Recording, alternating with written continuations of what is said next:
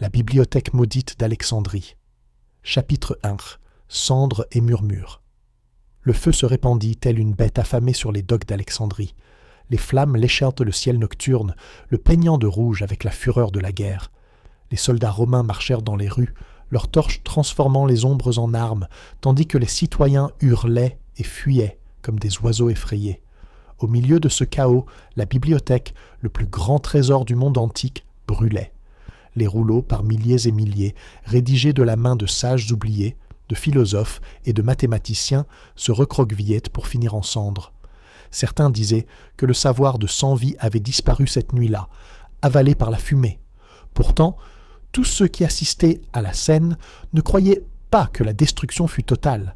Des murmures coururent parmi la foule paniquée, les rouleaux les plus interdits auraient été cachés bien avant que les navires de Jules César n'enflamment le port. Des siècles plus tard, ces murmures persistaient encore. Nous étions en l'an 391 après J.C., quand l'empereur chrétien Théodose décréta la destruction des temples païens. Le Sérapéum, annexe de la grande bibliothèque, fut démoli, emportant avec lui beaucoup des rouleaux survivants. La poussière, les décombres et le silence semblèrent ensevelir le dernier souffle du savoir légendaire d'Alexandrie. Et pourtant, parmi les ruines, subsistait une rumeur. Sous les pierres se trouvaient des chambres scellées, restées intactes à travers le temps où avaient été dissimulés les ouvrages les plus dangereux. Des ouvrages que les hommes n'étaient même pas censés lire. Lucius Marcellus, un scribe d'origine romaine au service du préfet d'Égypte, avait grandi en entendant ces récits. Il les rejetait comme des histoires d'enfants, jusqu'à la nuit où il fut convoqué pour cataloguer des artefacts confisqués, extraits des ruines du Sérapéum. Parmi les idoles brisées et les fragments d'autels de marbre reposait un objet qui n'avait rien à faire là, une lampe de bronze, encore allumée, bien qu'aucune goutte d'huile ne remplît son bassin. Sa flamme, stable et froide, brillait d'un bleu pareil au Nil sous la lune. Nul n'osa la toucher, mais Lucius la souleva des décombres. Au moment où sa main se referma sur la poignée, il le sentit, comme si le poids des siècles s'abattait sur sa poitrine, un silence trop profond pour être naturel. Cette nuit-là, il ne put dormir. La lampe brûlait dans sa chambre sans consumer sa mèche. Lorsque la ville se fit silencieuse, il jura entendre des murmures, faibles et sifflants, venant de la flamme. Ce n'était ni du latin ni du grec, mais une langue plus ancienne qui éveilla en lui quelque chose de primitif. Poussé par la peur et la curiosité, Lucius retourna aux ruines le lendemain. Il erra entre colonnes renversées et statues brisées, guidé par une impulsion qu'il ne pouvait expliquer. Derrière les restes fissurés d'un mur de marbre, la terre s'affaissait étrangement, formant une chambre creuse. La lampe qu'il tenait s'embrasa soudain, comme pour le guider, révélant un escalier étroit en spirale qui plongeait dans l'obscurité. Aucune archive n'évoquait ce passage. Aucun ouvrier n'affirma l'avoir jamais vu. Lucius descendit, chaque pas résonnant d'un écho anormal. Plus il s'enfonçait, plus l'air se refroidissait, l'odeur de la terre humide remplaçant la poussière lumineuse de la surface. L'escalier menait à une porte de bronze, incrustée de motifs qu'aucun artisan de son temps n'aurait pu façonner. Spirales, serpents et lettres d'une langue oubliée s'entrelacèrent sur le métal. Lorsqu'il leva la lampe, les gravures semblèrent s'animer. Son cœur s'emballa. Il aurait dû rebrousser chemin, sceller le passage, n'en parler à personne. Mais une force, curiosité, faim, destin, le tira en avant. Il poussa, et la porte de bronze s'ouvrit dans un soupir, comme si elle exhalait après des siècles de silence. À l'intérieur s'étendait une vaste salle, éclairée non par des flammes, mais par une pâle lueur surnaturelle émanant des rayonnages. Des milliers de rouleaux s'y alignaient, intacts, leurs sceaux préservés, leurs papyrus aussi frais que s'ils avaient été écrits la veille. Lucius tremblait. Il avait trouvé ce dont la ville murmurait, le cœur secret de la grande bibliothèque. Mais en avançant, il remarqua autre chose. La lumière ne venait pas de torches, mais des rouleaux eux-mêmes, et les murmures entendus la nuit précédente se firent plus clairs, résonnant entre les murs de pierre. Les rouleaux parlaient, et ils parlaient à lui. Chapitre 2. La lampe qui se souvient. La porte de bronze se referma derrière Lucius dans un soupir, et le son roula à travers la salle comme une vague lente courant le long de la pierre. La lampe bleue qu'il tenait à la main ne produisait ni fumée ni chaleur. Pourtant sa lumière pesait comme celle du midi. Devant lui s'élevaient, rangées sur rangées de cylindres de papyrus liés par des cordes et des sceaux, certains frappés de cartouches royaux, d'autres titrés en grec d'une main de roseau morte depuis des siècles. L'air ne sentait pas la moisissure, mais la résine et le sel, comme un porc figé dans le temps. Il se força à respirer calmement, cataloguer d'abord, s'émerveiller ensuite, dit en lui le scribe, l'homme qui avait passé des années à recopier des lettres qu'il ne serait jamais payé pour comprendre. Il posa la lampe sur un socle de marbre et prit le rouleau le plus proche. Le sceau portait l'empreinte d'une petite abeille. La flamme bleue se pencha vers le papyrus comme pour saluer un vieil ami. Lucius dénoua la corde et déroula la première colonne. L'écriture était fine, implacable. Le titre serra sa gorge. Les pinax de Callimaque, de l'arrangement de tous les écrits conservés au Moussion. Il en avait jadis copié des extraits comme élève, sachant que les originaux avaient été perdus dans l'incendie. Les érudits disèrent que Callimaque avait catalogué près d'1 demi-million d'ouvrages, par auteur, sujet, incipit. Le rouleau qu'il tenait ne pouvait exister. Pourtant les fibres brunes chantaient sous ses doigts. Il lut la première entrée en silence. À mesure que les mots se déroulaient, un murmure monta dans la salle comme le vent dans les roseaux. La lampe flamboya, et sur le mur d'en face surgirent des lettres fantomatiques, ni gravées, ni peintes, mais condensées de la lumière. Des lignes de titres, de noms, d'incipit coulaient sur la pierre au rythme de ses yeux. Ses paupières piquèrent, les larmes jaillirent. « Ne lis pas à voix haute, » dit une voix, non pas de la porte ni des étagères, mais de la lampe elle-même. Le grec était pur, le ton patient. Lucius déglutit. Qui parle? La lampe, ou ce qui se souvient à travers elle. Lys, scribe, mais lit la bouche close. Des siècles affamés écoutent. Il obéit. Les colonnes défilaient. Il goûta des vies entières en encre. Le 9e livre de Sappho, d'Aristarque sur les tailles et distances du soleil et de la lune. Des Ratosthènes sur la mesure de la terre. Un traité chirurgical d'Hérophile écrit avec une cruauté froide. Une pièce d'Échille dont son époque n'avait gardé aucun écho. Il y avait des hymnes égyptiens translittérés en grec et des prières grecques glosées en démotique. Une étiquette de cuir marquait un paquet intitulé « Sur la traduction de la loi en 70 jours ». Un sourire discret à l'ancien récit de la Septante. La bibliothèque n'avait pas seulement rassemblé, elle avait forgé des parentés que cité et roi auraient niés. Il voulut remettre le rouleau. La flamme se détourna, attirant son regard vers une niche à mi-allée. Un buste funéraire en calcaire représentant un homme imberbe, les yeux peints au vert de malachite. En dessous, incrustée dans l'étagère, reposait une seconde plaque de bronze façonnée comme une porte. « Il existe d'autres chambres, » murmura la lampe, « mais chaque porte s'ouvre quand une mémoire est pesée et équilibrée. Choisis avec sagesse ce qu'il faut réveiller. » Lucius essuya ses paumes sur sa tunique. « Et si je choisis mal? » « Tu ne serais pas le premier à mal choisir. Nous t'endurerons malgré tout. » Il faillit rire de ce ton sec. « Et nous sommes quoi alors? Les derniers bibliothécaires ?» La flamme s'abaissa, comme pour hocher la tête. « Gardien, mémorant, serviteur ni du temple ni du préfet. Quand César a brûlé les docks, vous Romains êtes négligents avec vos navires. Une partie de nous est partie en cendres. Quand Théophile a brisé le Sérapéum pour complaire à l'empereur, une autre partie est tombée en gravats. Mais nous avons toujours été plus que bois et papyrus. Nous sommes ce que les esprits vivants ont consenti à retenir ensemble. Nous sommes ce qu'ils refusent d'oublier. » Des faits, comme des clous, fixèrent ces paroles, l'hiver de 48 avant. J. C. quand la flotte flamba et que le feu lécha les entrepôts, l'an 391 quand un rescrit impérial permit au patriarche de vider le Sérapéum. Les longues années intermédiaires où les rois lagides nourrissèrent le moussion de livres confisqués aux navires et d'or.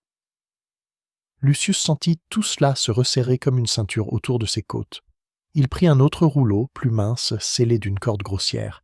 L'écriture à l'intérieur était égyptienne, des signes prudents tracés en noir de carbone, glosés ligne par ligne en grec kouiné, sur la maison de vie à Younou, ce qui ne peut être enseigné en public. Il lut un paragraphe. La lumière changea. La pierre à ses pieds se refroidit. Il entendit le Nil battre contre des coques, le sifflement d'une corde mouillée glissant entre des mains calleuses, un chant de prêtre s'aplatir en bourdonnement. Lorsqu'il s'arrêta, le fleuve se retira dans le silence, comme si la salle avait inspiré profondément et retenait son souffle. Il se renversa, tremblant. « Que me faites-vous »« Pas à toi. À travers toi, corrigea la lampe douce. L'esprit est un instrument. Des mains inexpérimentées jouent mal. Des mains exercées saignent encore. Tu es exercé. J'ai copié des registres d'impôts, dit-il. J'ai compté des amphores. Je ne suis pas philosophe. Justement, ton encre fut tracée pour l'usage d'autrui. Ta main peut maintenir une cité droite. Les scribes sont les os des empires. Nul ne le remarque avant une fracture. Un bruit sourd retentit au-dessus, un cri étouffé, le martèlement de sandales sur du marbre. Lucius leva la tête. La lampe s'assombrit. « Les hommes du patriarche ne sont pas aveugles, » chuchota-t-elle, « pas plus que ceux du préfet. Un feu bleu dans une ruine païenne attire les mouches. »« Tu disais que vous endurez, » murmura Lucius. « L'endurance n'est pas l'invulnérabilité. Ouvre une chose et les hommes tenteront de la posséder. Ferme-la et ils tenteront d'enchaîner son absence. Choisis, scribe. » Il remit le rouleau égyptien et saisit à la place un volume marqué d'une main alexandrine tranchante. Héronos o Alexandrefs, Pneumatica. Héro avait décrit des machines qui buvaient l'air et l'eau et exhalèrent le spectacle, des portes de temples qui s'ouvraient des seuls, des autels qui sifflaient. Tandis que Lucius lisait une démonstration, vapeur dans une sphère, jaillissant par des tubes recourbés, la lampe se réchauffa d'or pâle. Loin, une sphère de cuivre remua sur un trépied, innocente comme un enfant et pourtant élégante. La vapeur s'éleva, invisible et sûre, la sphère tourna en ronronnant. Jouets, sermons, thèses sur le pouvoir. Les poils de ses bras se dressèrent. « Tu vois » demanda la lampe. « Tu ne lis pas. Tu répètes le monde, un autre coup sourd au-dessus. Des voix maintenant grecques et coptes mêlées, prononçant « idole »,« interdit »,« confisqué ». La gorge de Lucius se dessécha. Le préfet avait ses inventaires, Théophile sa ferveur. L'un et l'autre crucifieraient ce lieu chacun dans son dialecte. « Existe-t-il un moyen de sceller la porte » demanda-t-il. « Pas par peur, seulement par jugement, » répondit la lampe. « Tu dois ajouter ta mémoire à la nôtre. C'est la loi ici. Une chambre s'ouvre, une chambre est pesée, une mémoire est offerte. Choisis un rouleau à lier. La liaison paiera la porte que tu fermes. Ou ouvre. » Il parcourut les étagères du regard. Le choix tressait effroi et émerveillement. Lier quoi? Un poème, une preuve, une prière. Lier qui? Les auteurs avaient ici des visages, non seulement des mains. Il pensa au monde d'en haut, marins réparant leurs filets au port d'Eunostos, libraires discutant dans la voie canopique, catéchumènes disputant près du Caesareum, érudits des anciennes écoles animant de petits symposiums gênés. Il pensa aux édits du préfet, aux sermons du patriarche, à la manière dont les garçons des ruelles crachèrent désormais païens comme ils avaient craché juifs lorsque le grain manquait. Il choisit enfin un rouleau mince comme le salut, Aristarque de Samos, hypothèse sur l'univers. Il n'en avait entendu que des rumeurs, de vieux hommes caressant leur barbe en souriant, l'appelant impie. Il déroula assez pour goûter le proème, que la terre pouvait tourner autour du soleil, que les étoiles pouvaient être fixées dans leurs propres lointains fanaux. Il n'alla pas plus loin. Il baisa le bord du papyrus comme il avait baisé des pages d'évangile pour apaiser un évêque lors d'une dédicace. « Je lis ceci, » dit-il. « Énonce la liaison, » ordonna la lampe, voix basse à présent, comme si s'agenouiller convenait. Lucius ferma les yeux. Si le monde brûle encore, et il brûlera, que l'idée que la terre se meut ne meure pas, que quelqu'un, quelque part, rêve le cercle plus vaste. Prenez mon souvenir comme monnaie. Un instant, rien ne changea. Puis la flamme s'aiguisa en une aiguille, un fil bleu toucha le seau du papyrus et y coula comme de l'eau dans une terre sèche. Sur le mur lointain, une constellation de points s'alluma là où nulle lettre n'était. La plaque de bronze sous le buste cliqueta doucement. « Payez » dit la lampe, avec la satisfaction d'un marchand et le soulagement d'un prêtre. « Tu peux fermer ou ouvrir à présent. Choisis vite. Les pas se rassemblent au-dessus comme grêle. » Lucius posa sa paume sur le métal froid de la première porte. Il imagina sa chambre en haut, la coupelle vide où l'huile refusait d'être, la fenêtre avec son mince éclat de mer. Il imagina les soldats, zélotes parabalani, armés de gourdins, bureaucrates avec des seaux, arrivant avec cordes et sacs. Il imagina la colline du Sérapéum, croûtée de décombres. Il poussa. Le bronze s'ouvrit à peine d'un souffle. L'air de la salle bascula.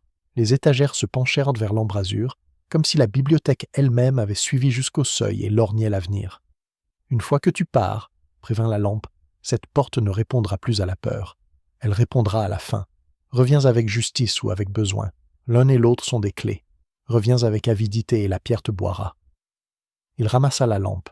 Son bleu s'était assombri, un cœur sous la peau. « Et toi ?» demanda-t-il doucement. « Qui étais-tu avant d'être une voix ?»« Un lecteur qui refusa de s'éteindre, » répondit-elle. « Une mèche qui se souvint du feu. » Les voix étaient déjà à la bouche de l'escalier.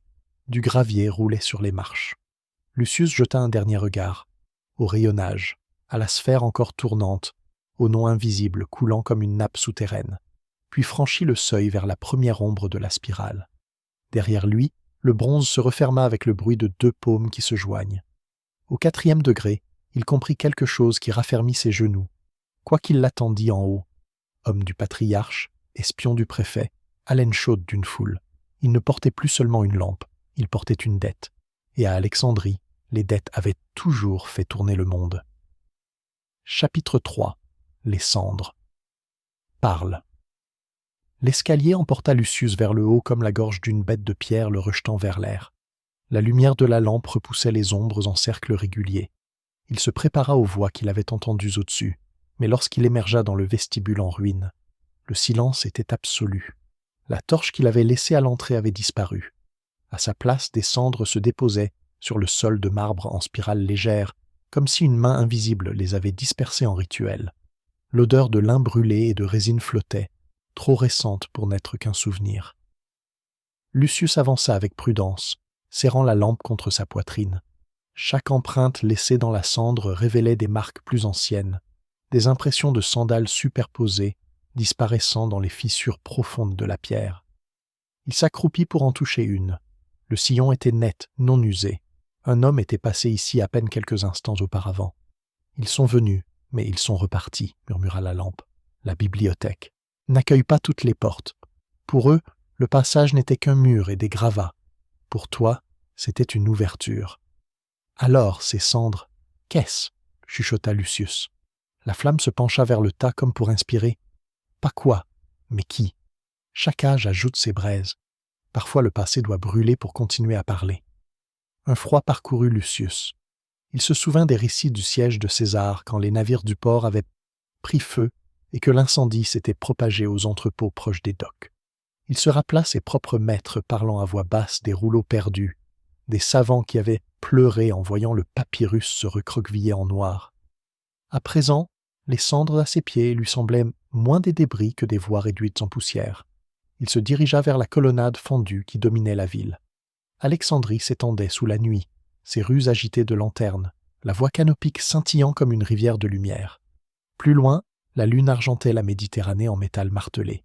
Mais ce qui retenait son regard, c'était la silhouette assombrie du Sérapéum, couronne brisée de colonnes dressées contre le ciel. Autrefois temple, puis forteresse de savoir, à présent ruine partagée entre ferveur et rumeur. « Les entends-tu » demanda doucement la lampe. D'abord, Lucius n'entendit que le sifflement de la brise marine. Puis, sous ce souffle, comme des roseaux frissonnant sous l'eau, montèrent des voix. Elles ne formaient pas des mots mais des soupirs, une cadence semblable à une lecture à l'unisson. Le son semblait provenir des cendres à ses pieds. Il s'agenouilla, le pouls battant, et pressa son oreille contre le marbre. Les murmures enflèrent. Fragments d'hexamètres grecs, hymnes égyptiens, calculs astronomiques murmurés comme des berceuses. 1000 textes perdus cherchant à respirer par lui. Il haleta et se redressa, mais les voix restèrent suspendues au bord de son ouïe. « Pourquoi moi » demanda-t-il à la flamme. « Pourquoi pas les savants, les prêtres, les gouverneurs ?» La lampe vacilla, amusée. « Parce qu'ils nous enchaîneraient dans des lois ou des dogmes. Tu n'es ni prêtre ni préfet. Tu es un scribe, un vase qui verse sans réclamer le vin pour lui. » Un frisson glissa le long de sa colonne vertébrale. « Mais le monde là-haut exige des propriétaires pour chaque mot. S'ils me trouvent portant cela, ils l'appelleront hérésie, ou sorcellerie, ou vol. Ils l'ont toujours fait. » La lumière de la lampe s'intensifia, peignant les cendres de reflets cobalt. Mais le savoir n'appartient à personne, il n'attend que des oreilles. Et des oreilles, tu en as. Lucius se releva, fixant le seuil brisé. Si d'autres avaient tenté de forcer la chambre et échoué, leur rage ne faiblirait pas. Les zélotes du patriarche, les Parabalani, fouilleraient les ruines jusqu'à ce qu'il ne reste rien. Il pensa de nouveau au rouleau qu'il avait lié, la vision d'Aristarque d'un cosmos centré sur le soleil. Si les fanatiques découvraient un tel texte, ils le brûleraient avec plus de délices que n'importe quelle idole païenne. Il serra les poings. Je le porte à présent. Il ne vit qu'en moi. Un souffle soudain traversa le vestibule. Les cendres s'élevèrent dans les airs, ondulant comme un serpent gris, puis se dispersèrent dans la nuit. Tandis qu'elles volaient, les murmures se muèrent en un soupir collectif, plainte et délivrance mêlées. Le son pulsa dans la poitrine de Lucius l'étourdissant. « Elles te suivent désormais, » dit la lampe. Fragments, escarbilles, mais toujours des voix. La cendre peut encore enseigner au feu ou brûler.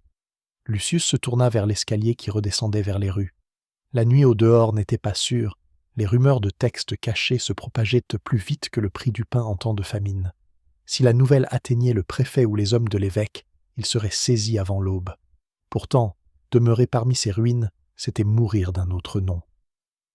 La flamme s'inclina vers la ville.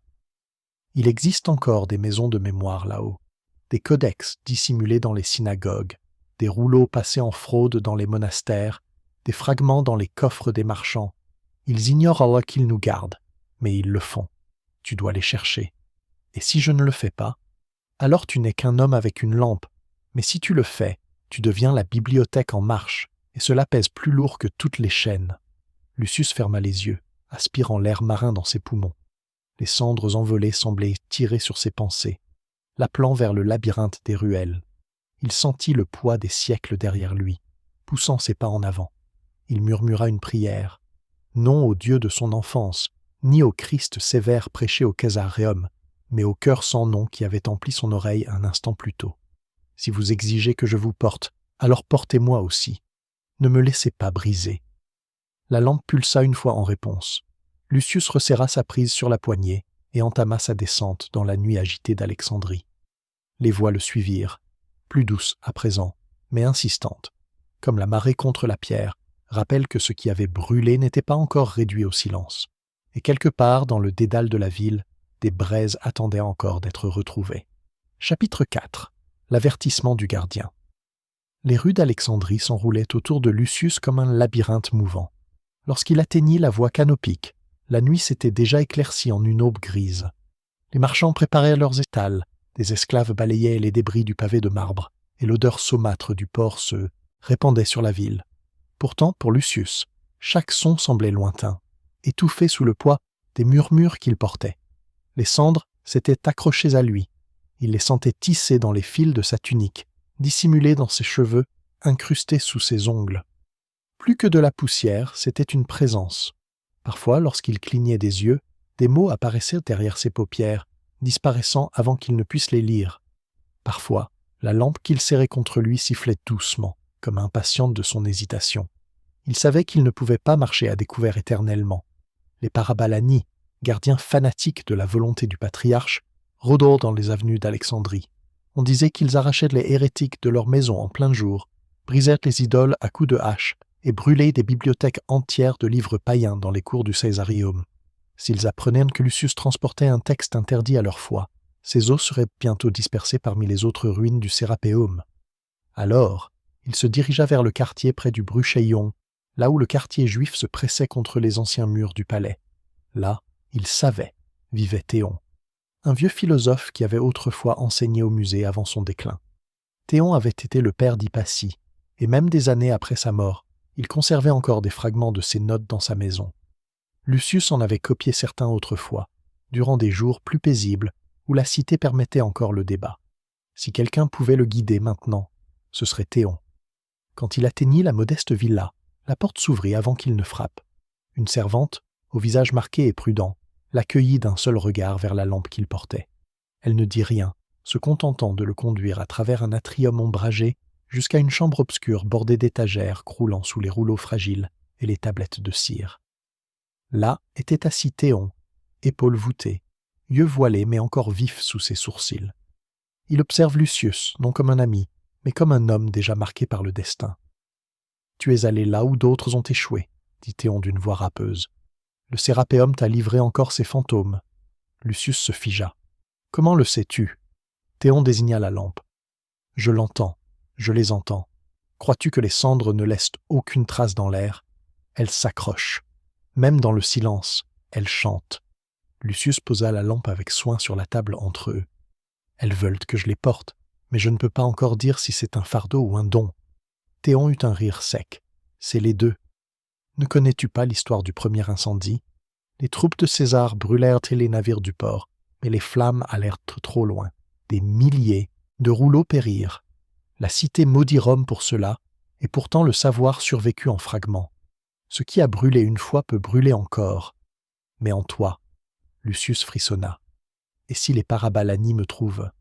Alors tu meurs, et eux aussi, dit Théon simplement, car ce que tu portes ne peut être détruit. Le feu enfante plus qu'il ne consume. Chaque destruction est une semence. Le vieil homme se pencha en avant, baissant la voix jusqu'à un souffle. Mais il y a un danger plus grand que les zélotes. La bibliothèque avait son propre gardien. Dans les catacombes, on l'appelait le custos, le gardien. Ni homme, ni Dieu, mais l'écho de toutes les paroles liées ensemble. Il éprouve ceux qui franchissent le seuil. S'ils te jugent indigne, les voix ne se contenteront pas de te quitter. Elles t'évideront, jusqu'à ce que tu ne sois plus qu'un parchemin pour leur encre. Lucius déglutit avec peine. Comment savoir si je suis digne? Le regard de Théon dériva vers les étagères, où des lignes brisées de géométrie et d'astronomie luisaient faiblement à la lumière. Tu le sauras lorsque les murmures cesseront de te répondre. Jusque-là, endure. Ne résiste pas à leur poids, mais ne plie pas totalement non plus. Tu dois les porter, non être porté. La lampe vacilla, projetant des ombres agitées sur les murs. Lucius crut les voir se tordre en forme, lettres, nombres, constellations, avant de se dissoudre de nouveau en cendres. « Où dois-je aller » demanda Lucius. Théon ferma les yeux, comme s'il écoutait quelque chose qu'aucune oreille humaine ne pouvait saisir. Enfin, il parle. Vers la nécropole, au-delà de la porte occidentale. Sous ces tombeaux s'ouvre un autre passage. Non de pierre seulement, mais de mémoire. Le gardien t'y attend. Si tu veux demeurer entier, tu dois l'affronter. Lucius sentit le poids de la crainte se resserrer dans sa poitrine. La nécropole, la cité des morts, était redoutée même des soldats. Les pestes y avaient des rodées et des rumeurs de malédiction s'accrochèrent à ces mausolées. Pourtant, dans la voix de Théon, il n'y avait pas de choix possible. Il se leva lentement, inclinant la tête en signe de gratitude. Théon tendit la main, sa poigne fragile saisissant un instant le bras de Lucius. La force de cette étreinte surprit le scribe. « Souviens-toi, » murmura Théon, « tu n'es pas le premier à porter la bibliothèque. Tu ne seras peut-être pas le dernier, mais si tu tombes, les voix se tairont pour une génération. Ne les laisse pas se disperser encore. » Lucius quitta la villa avec la lampe dissimulée sous son manteau. Lorsqu'il retourna dans les rues, l'aube embrasa pleinement Alexandrie, couronnant les toits d'un feu pâle. La ville semblait presque paisible sous cette lumière, mais Lucius sentit la vérité frémir sous la surface. Le savoir était agité, et il l'avait choisi pour vaisseau. La nécropole l'attendait. Chapitre 5. La nécropole. La route vers la nécropole s'étendait vers l'ouest, au-delà des murs de la cité, comme un ruban pâle de poussière bordé de mausolées croulants et de sanctuaires à demi oubliés. Lucius marchait seul, la lampe dissimulée sous son manteau, bien qu'il la sentît parfois palpiter faiblement contre sa poitrine, comme impatiente d'atteindre sa destination. La ville derrière lui s'effaçait dans le silence, et devant lui ne demeuraient que les tombes, les ombres et le poids des siècles. La nécropole d'Alexandrie n'était pas un cimetière ordinaire.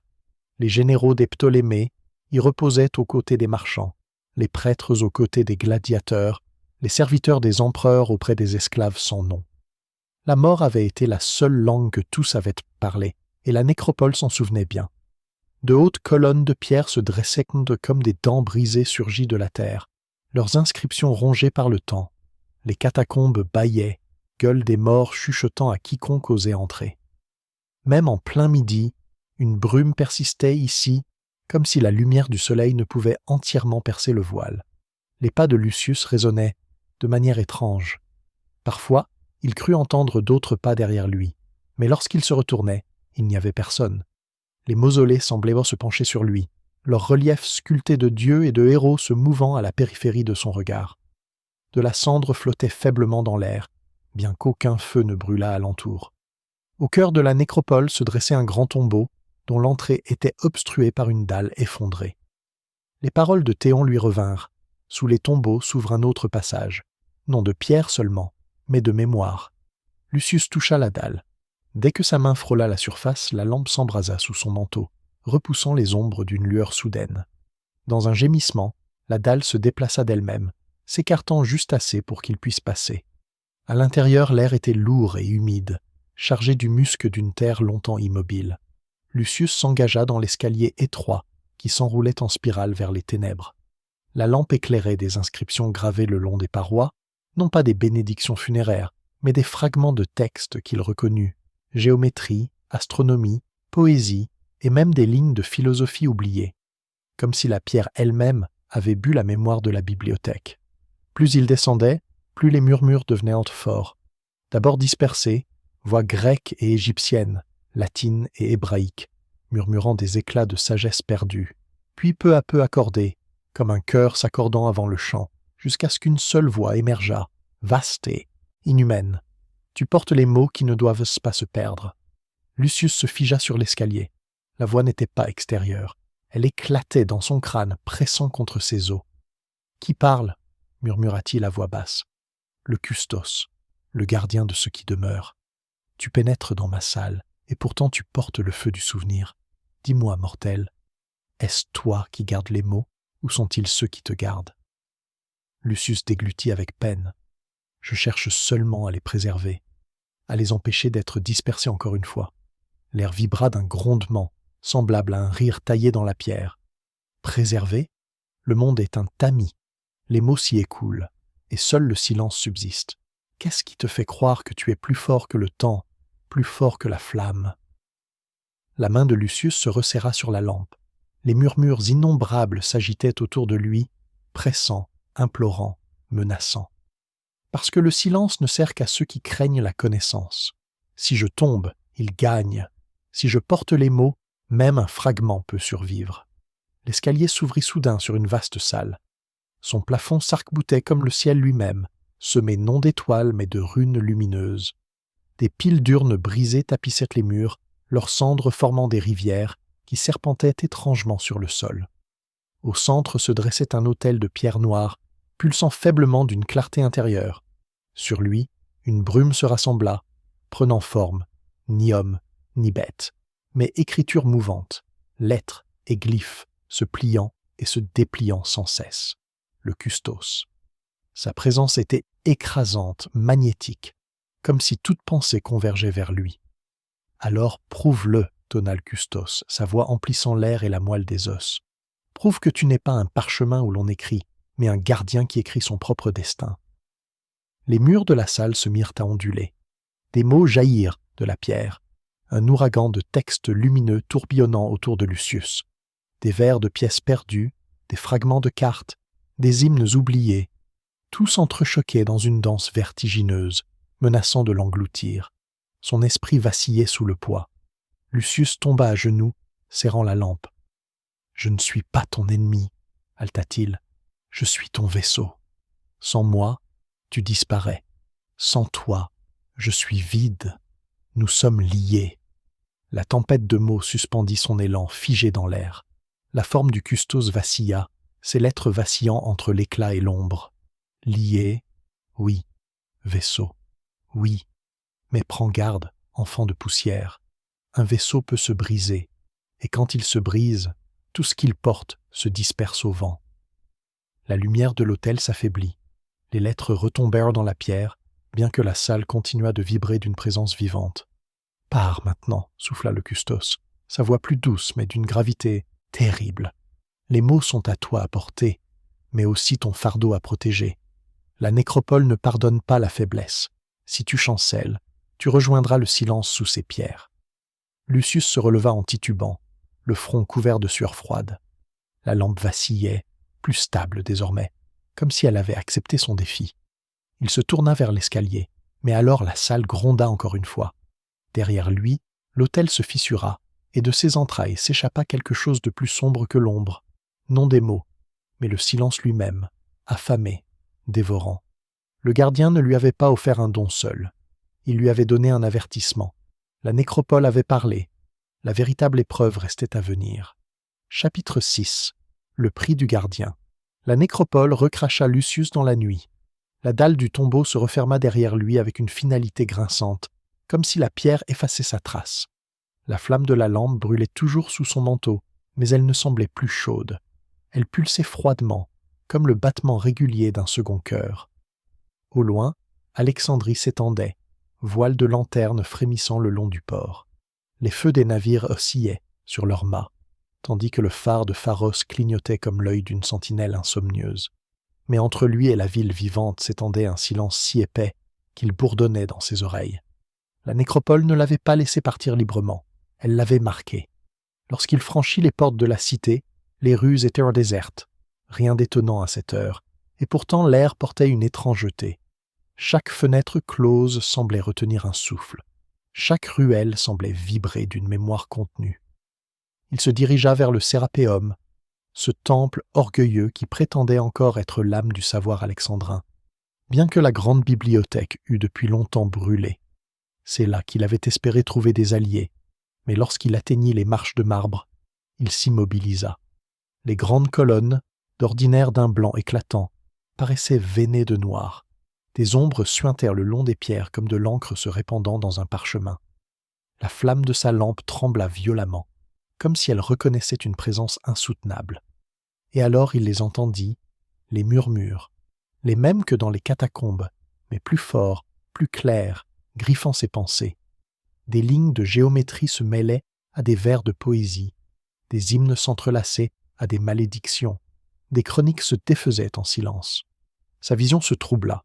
C'était comme si la bibliothèque elle-même s'était relevée, furieuse de ce qu'on lui avait arraché. Sur les marches du temple, une silhouette se condensa à partir de l'ombre. Ni Théon, ni le Custos, mais quelque chose de plus ancien, cousu de ténèbres et de mots fragmentés. Elle n'avait pas de visage, seulement un masque mouvant de lettres, apparaissant et disparaissant sans cesse. « Le fardeau n'est pas le tien seul, dit-elle d'une multitude de voix. Nous sommes les mots qui ont brûlé. Nous sommes le silence laissé derrière. Le Custos t'a lié, mais nous te réclamerons. » Lucius chancela, serrant la lampe. « Je vous porte pour que vous ne soyez pas perdus, » cria-t-il, la voix brisée. « Je ne suis pas votre ennemi. »« Préserver ne suffit pas, » répondit le cœur. « Ce qui est préservé peut encore être oublié. Ce qui est souvenu peut encore être réduit au silence. Comprends-tu le prix ?» La flamme jaillit en une vive lueur. Son esprit se remplit de visions, des siècles à venir, des guerres encore lointaines, des bibliothèques détruites, des manuscrits pourrissant dans des recoins oubliés, son propre visage vieillissant, se desséchant, tombant en poussière. Encore et encore, le savoir brûlait. Encore et encore, le silence triomphait. Puis une autre vision. Sa main, guidant d'autres mains, transmettant des mots, copiant à la lueur d'une chandelle, murmurant des fragments à l'oreille des élèves. Non la victoire, mais la défiance. Non l'éternité, mais la résistance. L'acte fragile et obstiné de se souvenir contre l'oubli. Les ombres se resserrèrent, glaciales contre sa peau. « Si je dois payer le prix, » souffla-t-il, d'une voix désormais ferme, « alors que ce soit celui-ci, que ma vie soit consumée à porter votre mémoire plus loin, que mon corps fléchisse, mais que les mots survivent. » La lampe explosa en une clarté aveuglante. Les ombres hurlèrent, non de rage, mais de reconnaissance, de délivrance. Les lettres qui composaient leur forme se délièrent en ruisseaux de feu, se déversant dans la lampe. Les veines noires du temple se rétractèrent. Les colonnes retrouvèrent leur éclat, et le silence retomba. Lucius s'effondra sur les marches de marbre. La lampe gisait à ses côtés, sa flamme pas plus grande qu'avant, mais lourde à l'excès, comme si elle contenait des océans. Il sut, avec une certitude terrible, que sa vie ne serait plus jamais la sienne. Il n'était qu'un vaisseau, rien de plus, rien de moins. Le Custos l'avait marqué, et désormais il portait non seulement les mots perdus, mais aussi leur douleur, leur faim, leur besoin d'être rappelés. Lorsque l'aube se leva, la ville s'éveilla sans soupçonner rien.